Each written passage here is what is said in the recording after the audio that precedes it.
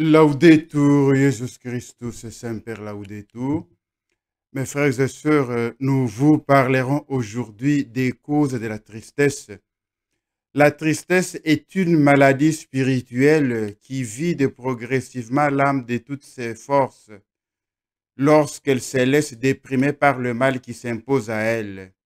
Il est certes naturel de ressentir de la peine ou de la tristesse, mais quand on est privé d'un bien important qui est notre ou que nous désirons, parce qu'il concourt à notre bonheur comme notre santé, notre réputation, nos parents, nos amis, notre emploi, nos biens matériels et tout ce qui a véritablement raison des biens pour nous, nous sentons la tristesse.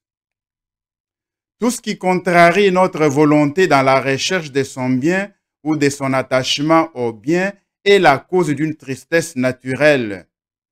Ainsi, l'absence d'amour, des communions, l'insécurité, le rejet, le mépris, la haine, l'indifférence, la discorde, la violence, la guerre sont des causes naturelles des tristesses.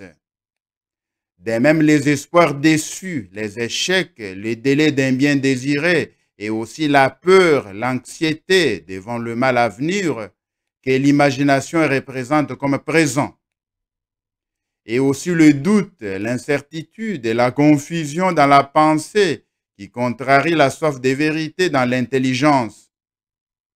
Tous ces mots remplissant l'attention de la conscience actuelle, même s'ils étaient passés ou à venir, sont causes naturelles des tristesses.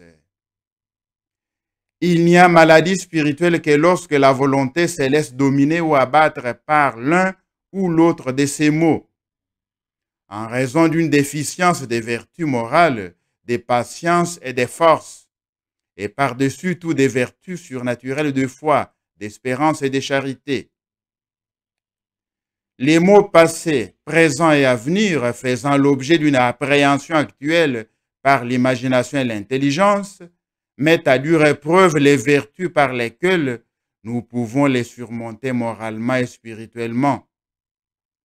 Le démon intervient toujours dans la maladie spirituelle des tristesses parce qu'il agit sur notre sensibilité, nous représentant comme insurmontables les maux auxquels nous devons faire face et en même temps, il lutte contre nos vertus en travaillant à les affaiblir ou à les détruire.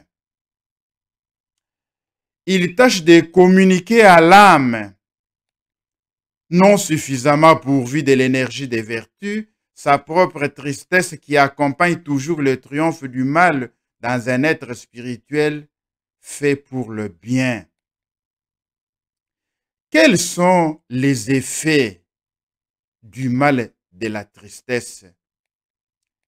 La tristesse trouble l'âme, elle l'inquiète, elle lui inspire les fausses peurs, elle la dégoûte de la prière, elle engourdit et accable l'esprit.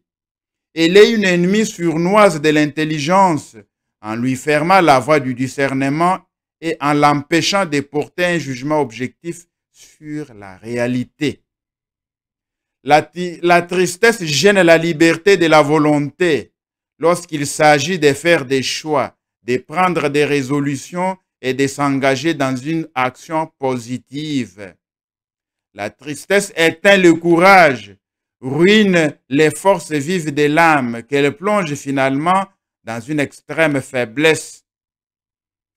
Prochainement, frères et sœurs, nous vous parlerons des remèdes à la tristesse. Et alors, nous terminerons avec le thème de la tristesse.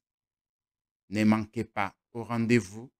Abonnez-vous sur ce canal de proximité, ce canal d'évangélisation. Laudetur Jesus Christus, Semper Laudetur.